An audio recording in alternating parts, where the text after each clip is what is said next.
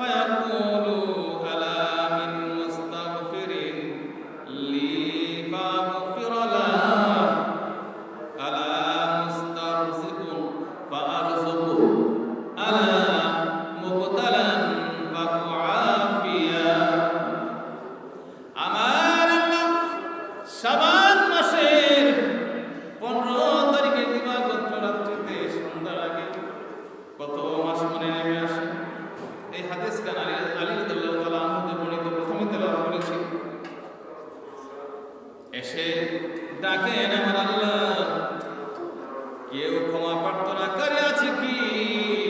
আমার কাছে ক্ষমা চাইবে, আমি আল্লাহ ক্ষমা করে দিব। কেউ রিজিক প্রার্থনা করে আছে কি? রিজিকের দরকার, গরিব মানুষ খাইতে পারে না, অন্ন জোগাইতে পারে না, টাকা পয়সা দরকার আছে কিনা? আমি আল্লাহর কাছে চাও, আমি আল্লাহ তোমাদেরকে অফুরন্ত রিজিক দান করে দিব। 3 নাম্বার আলা মুবতালান ফাউআফিয়া, অর্থাৎ তোমরা কেউ অসুস্থ আছো কি, বেমার আছো কি, আমার কাছে সুস্থ হওয়ার জন্য দোয়া করো, প্রার্থনা করো। সবে বরাতের নিসফে মিন শাবান অর্থাৎ 15 তারিখের রাত্রিতে আমি আল্লাহ তাকে সুস্থ করে দেব। আলা কাযা আলা কাযা হাত্তা ইয়াতলু আল ফাজর, রাওয়াহু ইবনে মাজাহ।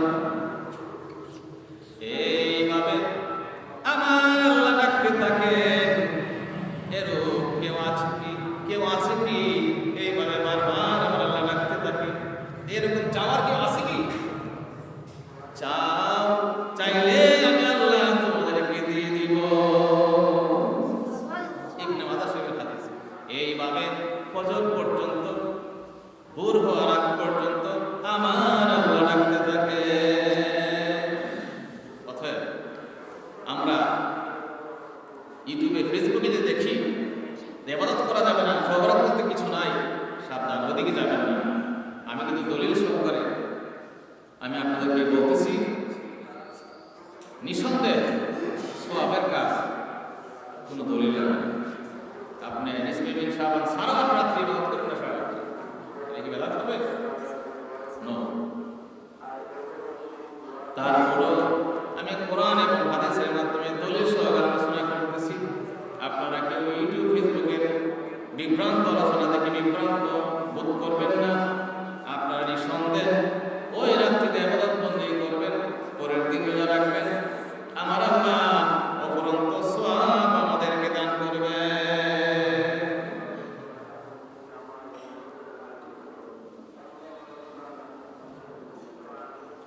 এই শাবান মাস এমন ফজিলতের মাস। আব্দুল্লাহ ইবনে মাসউদ হতে বর্ণিত, যে ব্যক্তি শাবান মাসের 15 তারিখ রাত্রে 100 রাকাত নামাজ পড়ে এবং প্রত্যেক রাকাতে সূরা ফাতিহা, তার সাথে 5 বার সূরা ইখলাস পাঠ করবে, আমার আল্লাহ 5 লক্ষ ফেরেশতা ওই বান্দার জন্য প্রেরণ করবে। আল্লাহু আকবার। শুধু তাই নয়, প্রত্যেকটা ফেরেশতার হাতে নূরের ফাইল থাকবে লেখার জন্য। কিয়ামত পর্যন্ত ওই বান্দা বান্দির জন্য ওই ফাইলের মধ্যে ফেরেশতাগণ লিখতে থাকবে।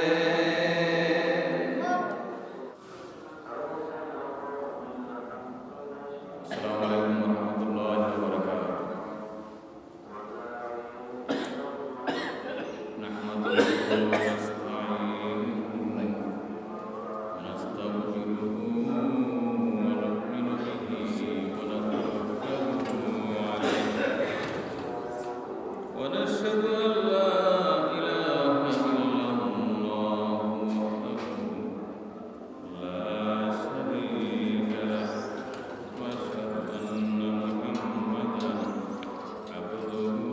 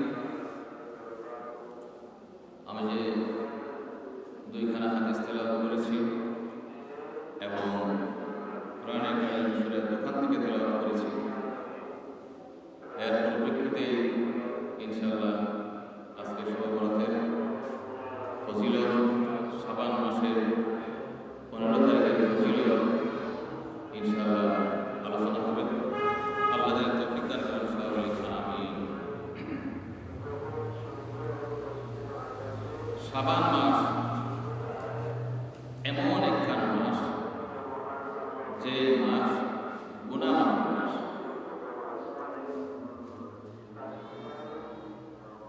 এই মাসে 9 শ্রেণীর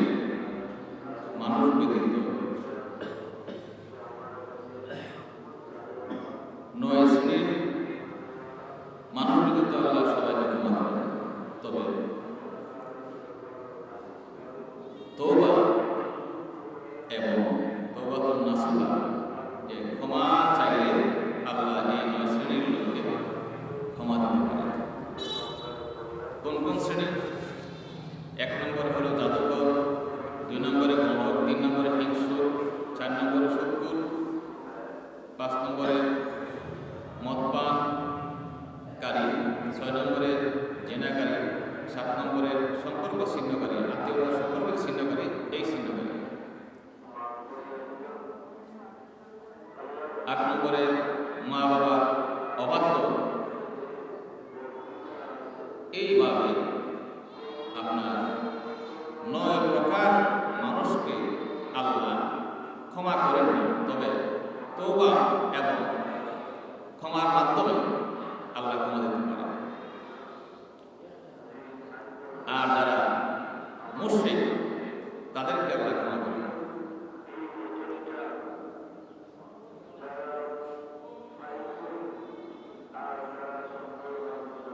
ইন্নাল্লাহা লা ইয়াত্তালিউ ফি লাইলাতিন নিসফি মিন শাবান।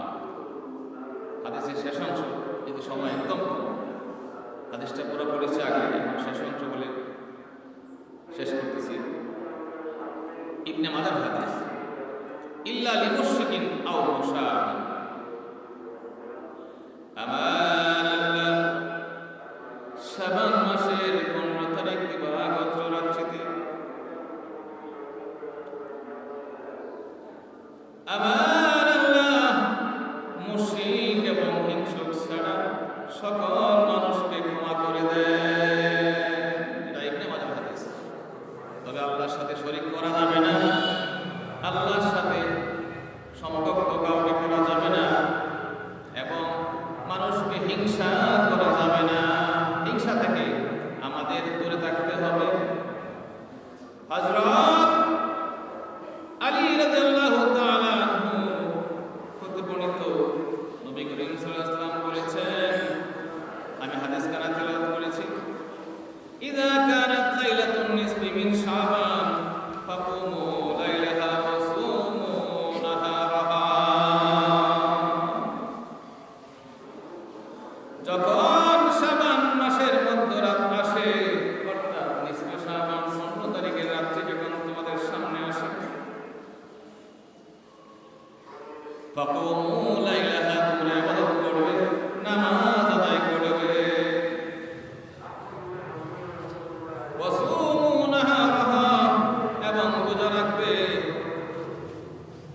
কেননা সূর্য অস্তমিত হওয়ার সঙ্গে সঙ্গে সে রাতে আল্লাহ তাআলা দুনিয়ার নিকটবর্তী অর্থাৎ প্রথম আসমানে নেমে আসে। এসে ডাকতে শুরু করেন, ফায়াকুলু আলা মিন মুস্তাগফিরিন লি ফাগফিরা লাহু, আলা মুস্তারজিকুন ফাআরযুকু, আলা মুবতালান ফাআফিয়া।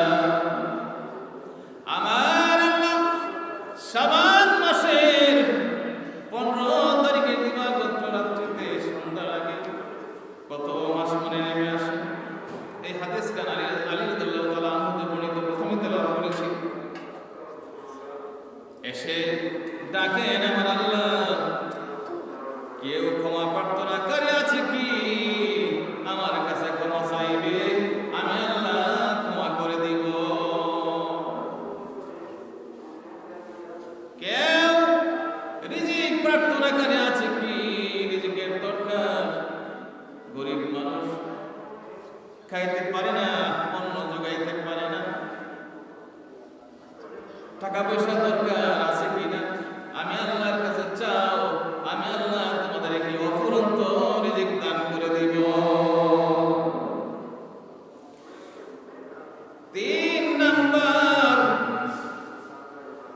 আলা মুবতালান ফাআফিয়া, অর্থাৎ তোমরা কেউ অসুস্থ আছো কি, বেমার আছো কি, আমার কাছে সুস্থ হওয়ার জন্য দোয়া করো, প্রার্থনা করো। সবে বরাতের নিসফে মিন শাবান অর্থাৎ 15 তারিখের রাত্রিতে আমি আল্লাহ তাকে সুস্থ করে দেব।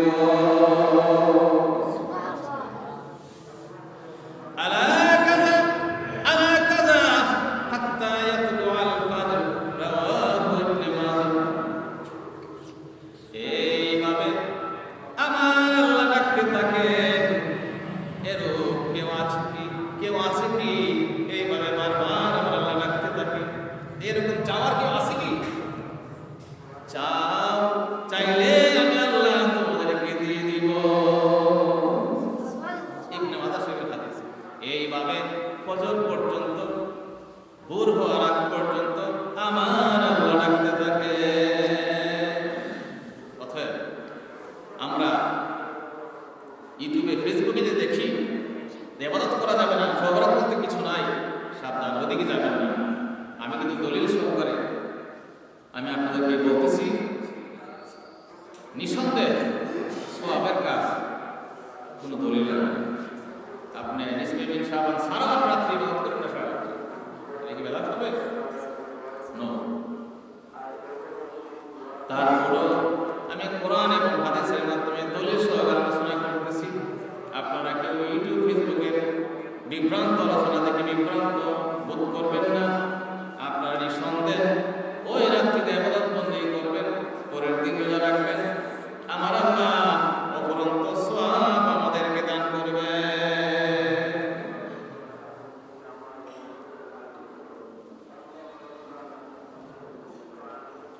এই শাবান মাস এমন ফজিলতের মাস। আব্দুল্লাহ ইবনে মাসউদ হতে বর্ণিত, যে ব্যক্তি শাবান মাসের 15 তারিখ রাতে 100 রাকাত নামাজ পড়ে এবং প্রত্যেক রাকাতে সূরা ফাতিহা তার সাথে 5 বার সূরা ইখলাস পাঠ করবে, আমার আল্লাহ 5 লক্ষ ফেরেশতা ওই বান্দার জন্য প্রেরণ করবে। আল্লাহু আকবার। শুধু তাই নয়, প্রত্যেকটা ফেরেশতার হাতে নূরের ফাইল থাকবে লেখার জন্য। কিয়ামত পর্যন্ত ওই বান্দা বান্দির জন্য ওই ফাইলের মধ্যে ফেরেশতাগণ লিখতে থাকবে। তাহলে আমরা কি ইবাদতবন্দি করব না করব না? চেষ্টা করব 100 রাকাত না পারি, অন্তত পক্ষে 2 রাকাত, 4 রাকাত, 6 রাকাত, 8 রাকাত, 10 রাকাত, যে যত রাকাত পারি পড়ব। তারপরও আমার আল্লাহর কাছে সওয়াবের কি কোনো ঘাটতি আছে? এমনও হতে পারে ওই 100 রাকাতের সওয়াব আমার আল্লাহ আপনার আমার আমল নামায় খুশি হয়ে দিয়ে দেবে। কার খাতিরে?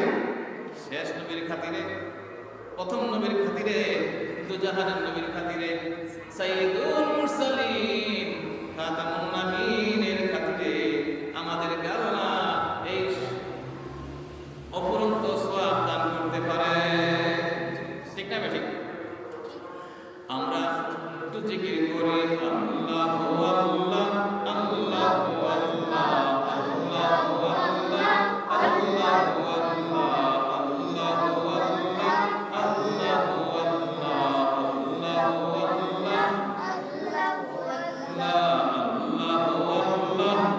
আল্লাহু আল্লাহ, লা ইলাহা ইল্লাল্লাহু মুহাম্মাদুর রাসূলুল্লাহ সাল্লাল্লাহু আলাইহি ওয়াসাল্লাম। অন্য বর্ণনায় আছে, আমার নবী বলছেন, আমি ওই সত্তার কসম করে বলছি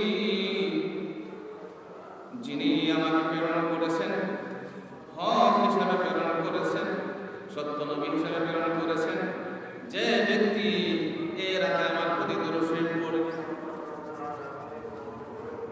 বুঝে যাবেন যে এই রাতে যে ব্যক্তি রাতে দরুদ শরীফ পড়বে, অর্থাৎ শাবান মাসের 15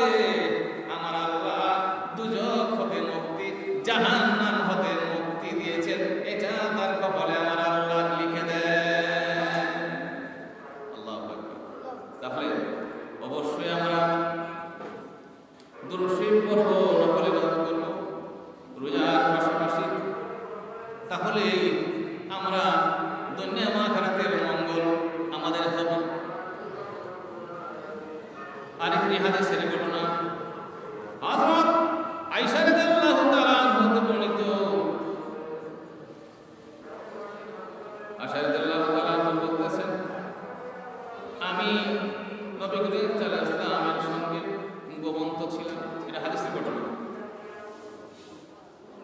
ঘুম থেকে জাগ্রত যখন হই, আমি রাসূলকে না পেয়ে আমি চিন্তিত হয়ে গেলাম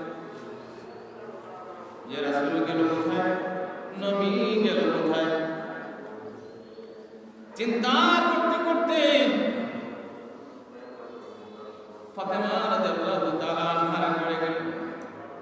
ঘরে গিয়ে যখন দরজায় আঘাত করলেন, দরজায় শব্দ করলেন, বের হয়ে আসলেন ফাতেমা রাদিয়াল্লাহু তাআলা আনহা। হাসাইন হুসাইন আলী রাদিয়াল্লাহু তাআলা বের হয়ে আসলেন। বলতেছেন, কি ব্যাপার, তোমাদের ঘরে রাসূল আসছে কিনা, নবী আসছে কিনা? কারণ আমি প্রত্যেক স্ত্রীদের ঘরে আমি খুঁজে আসছি, আমি পাই নাই। বাধ্য হয়ে আমি তোমাদের ঘরে আসলাম, নবী আসছে কিনা? না, এখানে নবী আসে নাই। আলী রাদিয়াল্লাহু তাআলা বলেন, জান্নাতুল বাকি সারা আর দাও জান্নাত, জান্নাতুল বাকিতে পাওয়া যাবে, মসজিদে নববীতে না পাওয়া যাবে। মসজিদে নববীতে খুঁজলেন, নাই, নবী নাই। জান্নাতুল বাকিতে যখন দূর থেকে দেখলেন, নূর দিয়া, নূরের আলো সমস্ত কবরস্থান আলোকিত হয়ে গেছে। নবীজির নূরে সমস্ত কবরস্থান আলোকিত হয়ে গেছে। সিজদায় পড়ে উম্মতের গুনাহ মাফের জন্য আমার আল্লাহর কাছে সিজদায় পড়ে ক্রন্দন করতেছে। দেখেন, আমার নবী, আপনার নবী ওই রাত্রিতে উম্মতের ক্ষমার জন্য জান্নাতুল বাকিতে চলে গেছে। তার মানে বোঝা গেল ওই রাত্রিতে কবর জিয়ারত করা অনেক সওয়াব। শুধু তাই না, আমার আল্লাহ এই রাত্রির ফজিলতের কারণে সমস্ত মুরতাদকে মাফ করে দিতে পারেন। সুবহানাল্লাহ। যেহেতু নবীজি অবস্থানে গেছে, জান্নাতুল বাকিতে গেছে, প্রমাণ করে আমরা এটা ধরে নিতে পারি যে নবী যেহেতু ওই রাত্রিতে কবরস্থান জিয়ারত করছে, উম্মতের জন্য কান্নাকাটি করছে, অবশ্যই আমরাও জিয়ারত করলে ওই রাত্রির উসিলায়, নবীর উসিলায় আমাদের আল্লাহ মাফ করে দেবে, আমাদের বংশের মুরব্বী সকলকে মাফ করে দেবে। এই জন্য আমরা ওই রাত্রিতে যথাসাধ্য কবর জিয়ারত করার চেষ্টা করব। ইমাম সাহেবগণ হুজুরগুলো রাস্তাতে খুব ব্যস্ত থাকে, না পাইলেও হুজুর ইমাম সাহেবকে না নিতে পারলেও নিজেরাও আমরা জিয়ারত করবো, যা জানি আমার কাছে। বাবা মার জন্য, দাদা দাদির জন্য, নানা নানির জন্য জিয়ারত করব। ফাতেমা বললেন, বাবা গো, আজকে কি সমস্যা? ওহী আসছে নাকি কোনো শত্রুর আক্রমণ? আমার নবীজি বললেন, ফাতেমা না, কেউ আসে নাই। কারণ ফাতেমা রাদিয়াল্লাহু তাআলা ডাক দিলেন, নবীজি না উঠতে পারতেন না। অন্য কেউ ডাক দিতে ভয় পাইতেন, নবীজিকে ডাক দেওয়া যাবে না।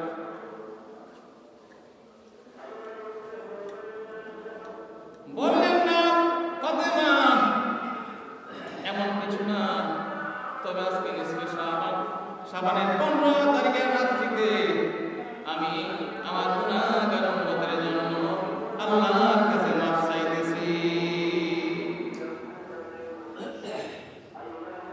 সঙ্গে সঙ্গে আলী রাদিয়াল্লাহু তাআলা আনহুকে বললেন, তুমিও সিজদায় পড়ে যাও। সিজদায় পড়ে আমার গুনাহগার উম্মত পুরুষদের জন্য তুমি দোয়া চাও, ক্ষমা চাও আল্লাহর কাছে। এবং হযরত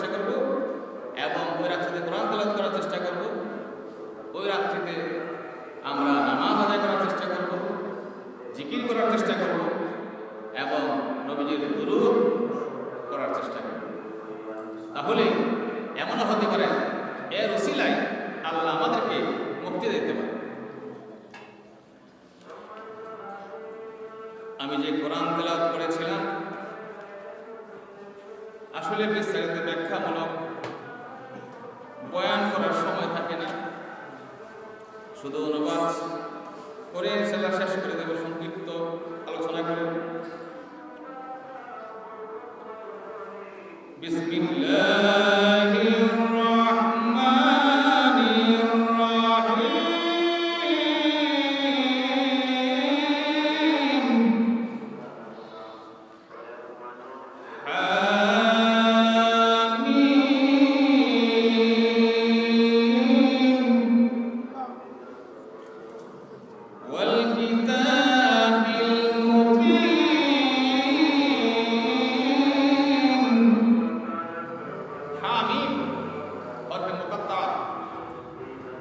এই হরফগুলোর একমাত্র আমার আল্লাহ এবং রাসূল অবগত আছেন। এর মর্মার্থ, এর যে প্রকৃত অর্থ তাফসীরকারগণ কোনো সঠিক অর্থ তারা নিশ্চয়তা দেয় নাই।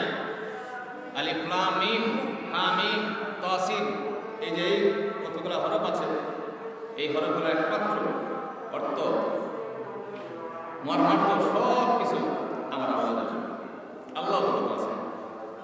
তাফসীরে এসেছে ওয়াল কিতাবিল মুবিন, শপথ সুস্পষ্ট কিতাবে আমার আল্লাহ শপথ করতেছেন। আল কোরআনে শপথ করে বলতেছেন আমি শপথ করতেছি সুস্পষ্ট কিতাবে, অর্থাৎ আল কোরআনের।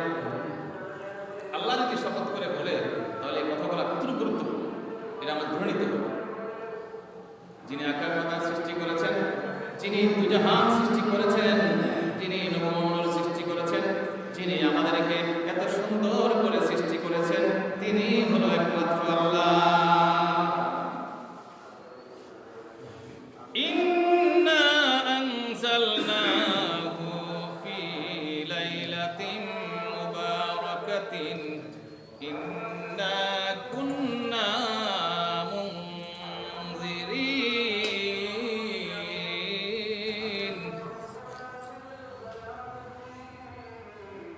আমরা একটু জিকির করি আল্লাহু আল্লাহ আল্লাহু আল্লাহ লা ইলাহা ইল্লাল্লাহু মুহাম্মাদুর রাসূলুল্লাহ সাল্লাল্লাহু আলাইহি ওয়াসাল্লাম।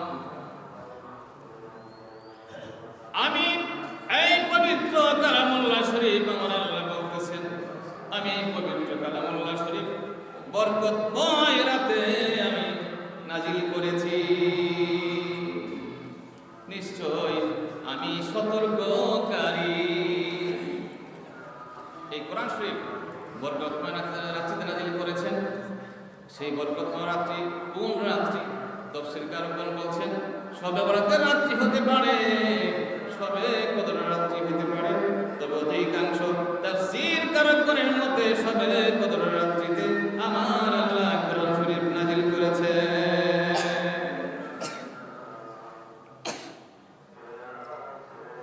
ফিহা ইউফরাকু কুল্লু আমরিন হাকীম।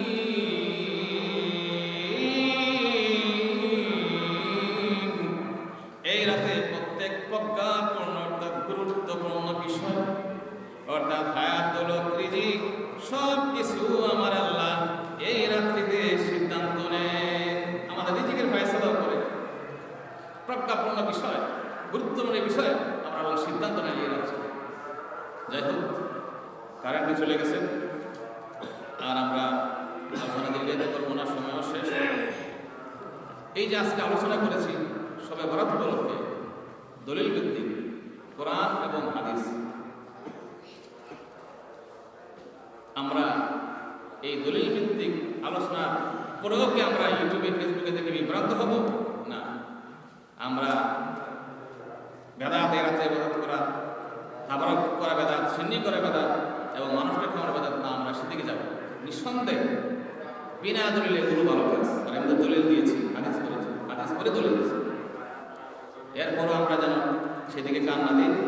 মানুষকে দাওয়াত দিয়ে খাওয়ানো হলো সবের কাজ, এবং যদি কোনো সুন্নি করেন তাহলেও সবের কাজ। প্রতিবেশীকে দেন, কোনো অসুবিধা নাই। এতিম মিসকিনকে দেন, কোনো অসুবিধা নাই, সবের কাজ। এবং ওই রাত্রিতে ইবাদত করেন, নামাজ পড়েন এবং পরের দিন রোজা রাখেন, এরপরও রোজা রাখলে সমস্যা নাই।